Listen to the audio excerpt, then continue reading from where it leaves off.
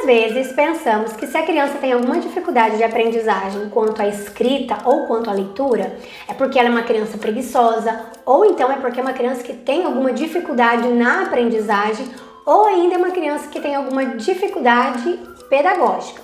E a gente esquece do corpo dessa criança. Esquecemos de analisar se essa dificuldade no aprender a ler e a escrever é por conta do mau desenvolvimento psicomotor dessa criança, que envolve o seu desenvolvimento psi, que é o psicoafetivo, cognitivo e motor, que forma assim a palavra psicomotor, que é a parte do movimento corporal, que aí entra o corpo, movimento, a área motor. Vou te explicar primeiro o que é o desenvolvimento psicomotor. Depois vou falar quais são os problemas que podem aparecer nessa aprendizagem da escrita, da leitura e, por fim, como que a gente pode ajudar essa criança caso ela tenha um mau desenvolvimento psicomotor. Vem comigo no vídeo. Oi, eu sou a Keila, bem-vindos ao meu canal Movimento aqui de 100 Neuro. É muito bom ter você aqui mais uma vez.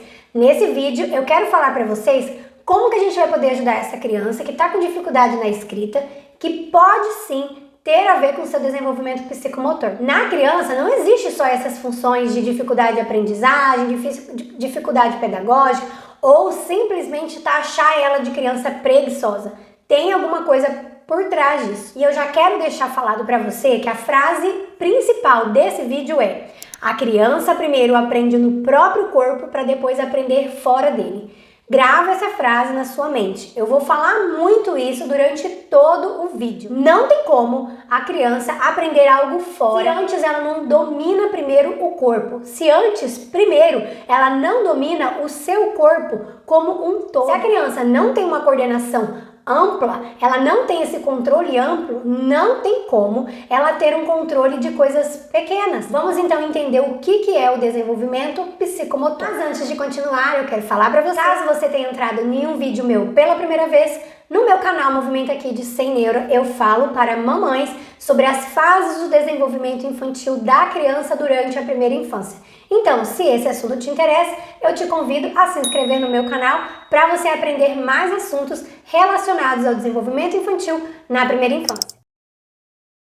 É um processo contínuo de mudanças na funcionalidade durante o qual se dá a evolução da inteligência, da comunicação, das emoções, da coordenação motora, da linguagem, dos sentidos, da cognição, das competências sociais e da autonomia. Isso quer dizer que a criança tem alterações nos comportamentos durante toda a vida. A criança precisa aprender para se desenvolver. É por meio da aprendizagem que esse desenvolvimento aparece. Como eu disse para vocês, a palavra psicomotor, ela é dividida em psi, que se refere aos aspectos afetivos, psicoafetivos. A parte do co se refere aos aspectos cognitivos e a parte motor, psicomotor, se refere à parte motora do humano, da motricidade humana. Então, dentro dessa questão de desenvolvimento psicomotor, a gente vai trabalhar para estimular a criança quanto à sua função afetiva, cognitiva e motora, tudo junto.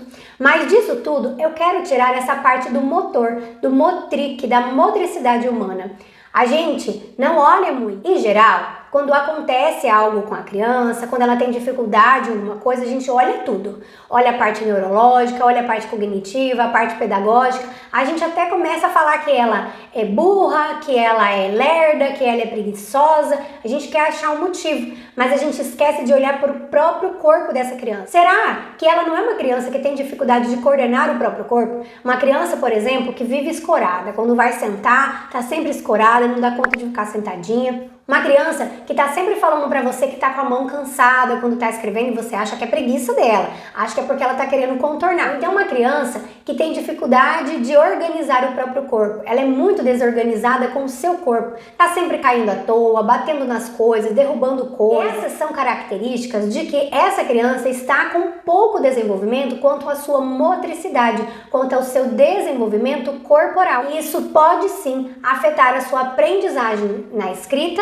e na leitura. Então, quando a gente fala em motricidade ampla, motricidade fina, esquema corporal, tônus muscular, lateralidade, percepção espacial, percepção temporal, equilíbrio, nós estamos falando em funções psicomotoras e também estamos falando em funções neuropsicomotoras, porque para que tudo isso funcione, a gente precisa de uma resposta cerebral. Então, quando a gente estimula o corpo, nós estamos mexendo com o cérebro, nós estamos estimulando o cérebro da criança, porque esse cérebro, ele manda a resposta para esse corpo. Quando, por exemplo, a criança está lá no balanço, ali no balanço exige muito do seu equilíbrio. O cérebro está mandando para o tônus muscular: ei, tônus, faz força aí, se mantém firme aí nessa posição, porque você precisa me proteger, para você não cair e bater a cabeça. Então o cérebro está a todo tempo avisando para esse corpo que ele precisa prestar atenção, porque a importância maior desse cérebro é proteção. Então, se a gente tem uma criança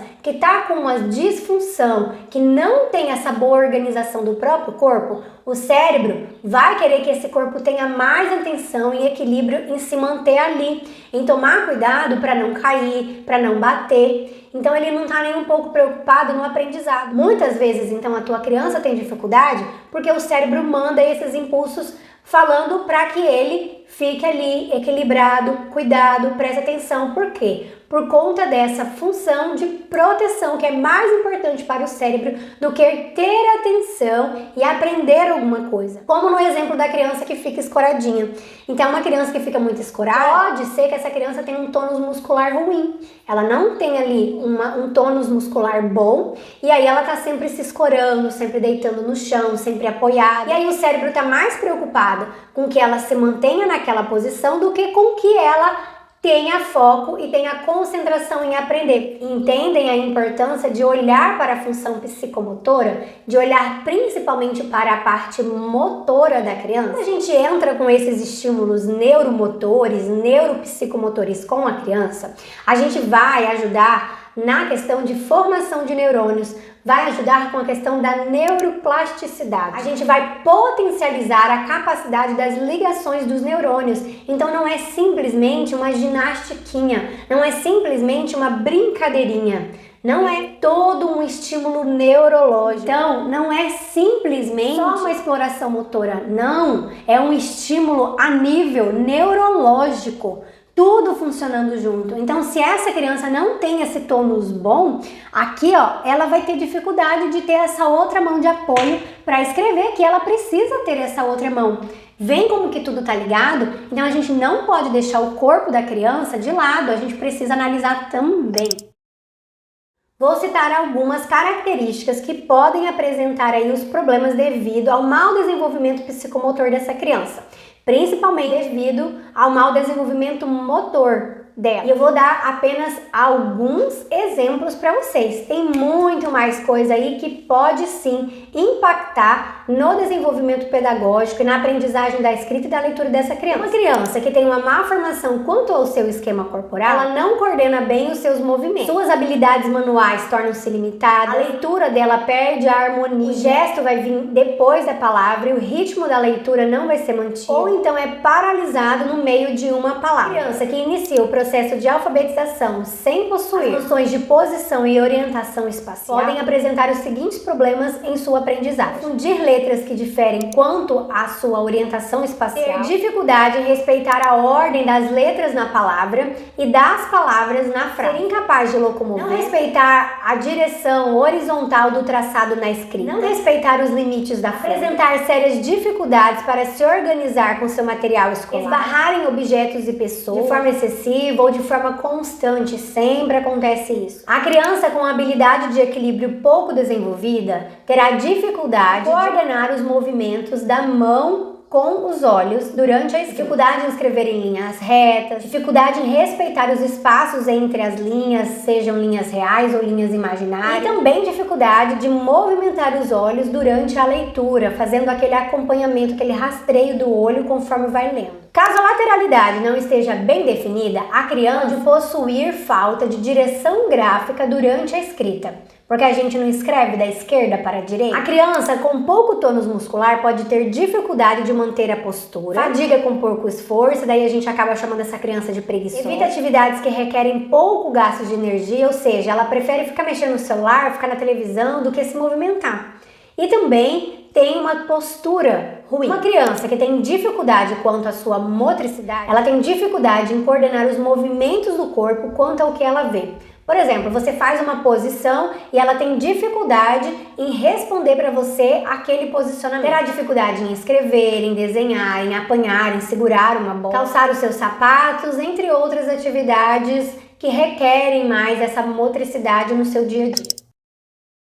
Beleza, Keila, eu observei alguma dessas características aí tem relação com meu filho. Ele tem uma ou outra característica, tá. E agora, o que eu posso fazer para ajudar ele? Primeira situação, talvez seja uma boa levar o teu filho em um profissional para fazer uma avaliação. O profissional pode ser um psicomotricista, de preferência um psicomotricista clínico, para fazer uma avaliação e ver como que tá o desenvolvimento motor dele, se tá bom, se não tá. Muitas vezes é só falta de estímulo. Às vezes essa criança não tem nada, não tem nenhum atraso no seu desenvolvimento motor, o que tá faltando na vida dele é estímulo. Às vezes é uma criança que fica excessivamente na frente das telas, ou às vezes é uma criança que tem muitos compromissos durante o dia, então ela não tem nenhum tempo livre para se movimentar. É isso que vai desenvolver a função motora, que vai ajudar a criança a se desenvolver bem dentro desse aspecto psicomotor. Ela precisa ser uma criança, ela precisa correr, pular, subir, descer, ela precisa fazer sozinha as coisas, escovar os dentes, colocar a própria roupa, tirar a própria roupa, colocar o próprio calçado.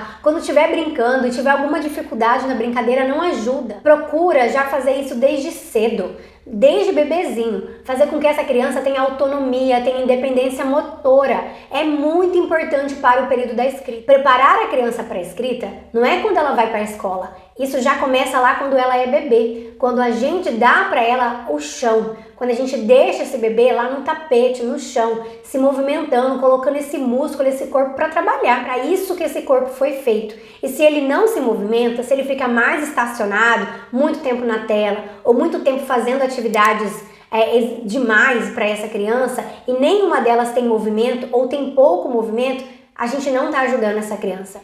Então, inicialmente, se for o caso, procure esse profissional, esse psicomotricista clínico para poder fazer uma avaliação. Se você viu que não, Keila, é porque o meu filho não tem muito movimento na vida dele, ou porque ele fica muito tempo nas telas, então começa a tirar isso da vida do teu filho e dê mais oportunidades motoras para ele. Se você não consegue, no seu dia a dia, levar ele sempre num parque, ou fazer sempre atividades de movimento corporal, então coloca ele em alguma atividade motora, mas não deixa algo específico.